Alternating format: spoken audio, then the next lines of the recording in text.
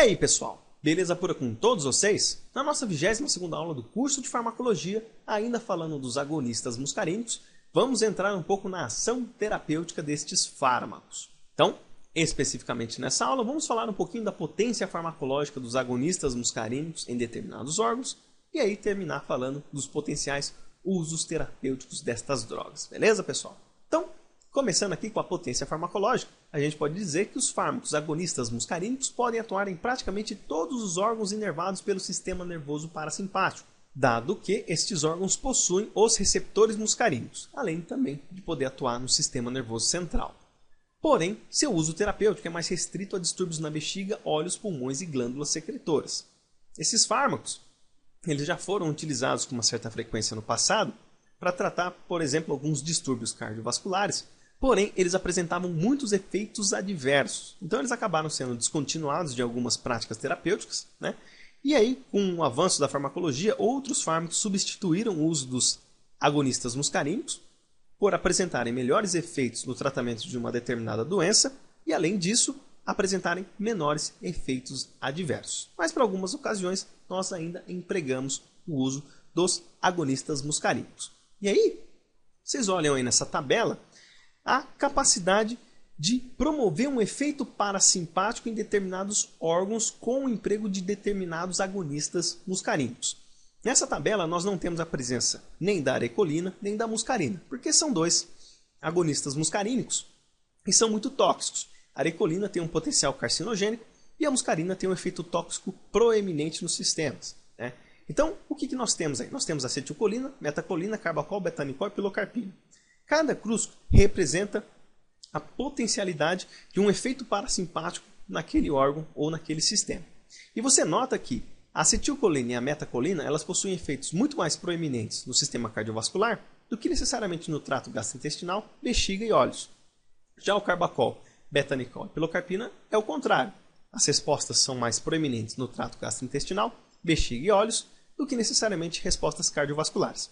Isso é importante para nós, principalmente para quando nós estudarmos os efeitos adversos mediados aí pelos agonistas muscarínicos. E aí também a gente consegue ter uma certa direção do uso destes fármacos para certas condições terapêuticas. Então, vamos olhar aí quais são os usos terapêuticos aí dos fármacos agonistas muscarínicos, começando pela acetilcolina. A acetilcolina é o mais simples de todo, que é um produto também que já é produzido pelo nosso próprio organismo.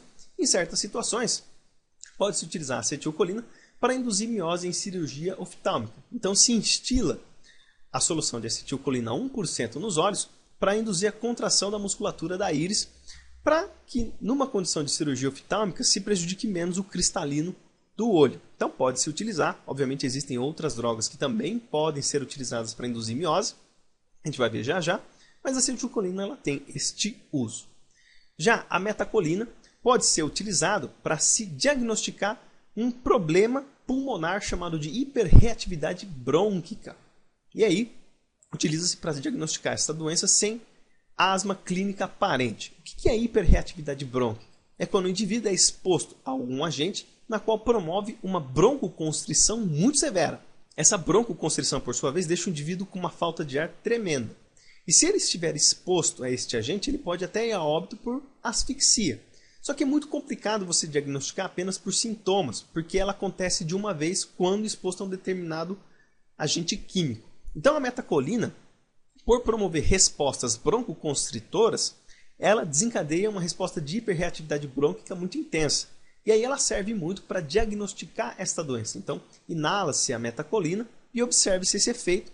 E com isso é possível você, a partir dos resultados diagnósticos da hiperreatividade brônquica, você utilizar outros fármacos para impedir que esses efeitos aconteçam na presença de alguns agentes químicos.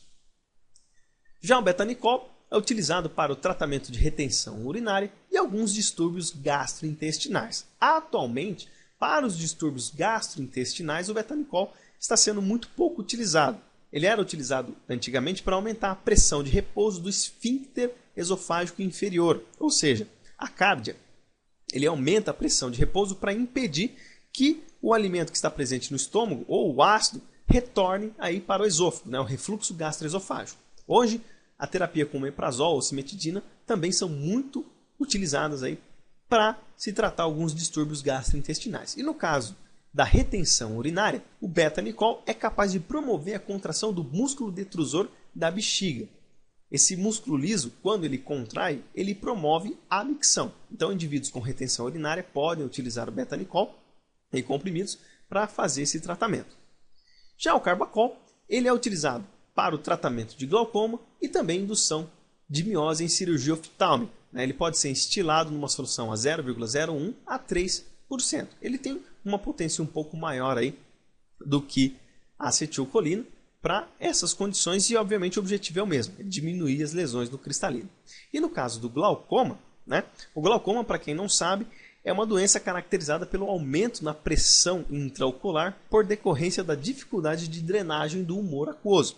E aí o carbacol, ele estimula essa drenagem aí do humor aquoso através do canal de Schlemm, e aí a pressão intraocular ela tende a diminuir. Então ele também pode ser utilizado aí como colírio para tratar glaucoma.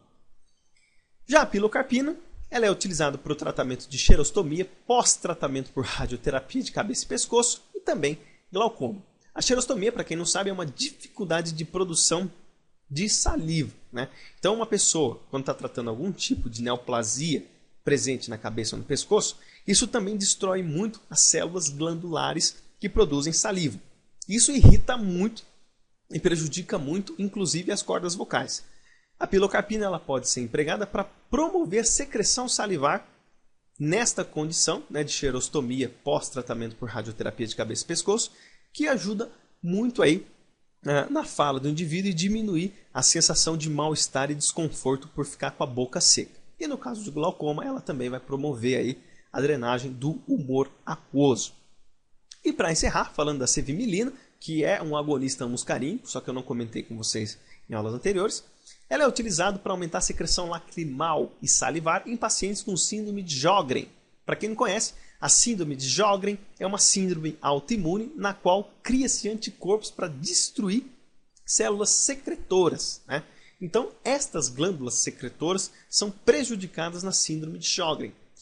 O uso da cevimilina permite um aumento dessa secreção, tanto a salivar como a lacrimal, para melhorar a qualidade ocular. O indivíduo ele tem menos irritação nos olhos por decorrência do aumento da produção de lágrima. E salivar, o indivíduo vai apresentar menos irritações aí nas cordas vocais e na boca como um todo. Beleza, pessoal? Bom, essa aula foi rapidinha, então aí essas foram as referências que eu utilizei para essa aula. Espero que vocês tenham gostado. Se vocês gostaram, não esquece nunca de deixar o seu joinha e compartilhar esse vídeo, porque isso ajuda muito na divulgação do nosso material. E se você ainda não é inscrito, clica aqui no botão inscrever-se e participa lá do grupo da página da Escola de Ciências da Vida no Facebook. E não esquece de participar do canal do YouTube e da página dos nossos queridos parceiros, o professor Rogério Gozzi, o Diego Barros do Medicina Resumida e o Carnamax do canal de Biociências. Como sempre, todas as informações estão aqui disponíveis no descritivo desse vídeo. Beleza, turminha? Então é isso aí. Forte abraço a todos, fiquem com Deus e até os próximos vídeos, se Deus quiser.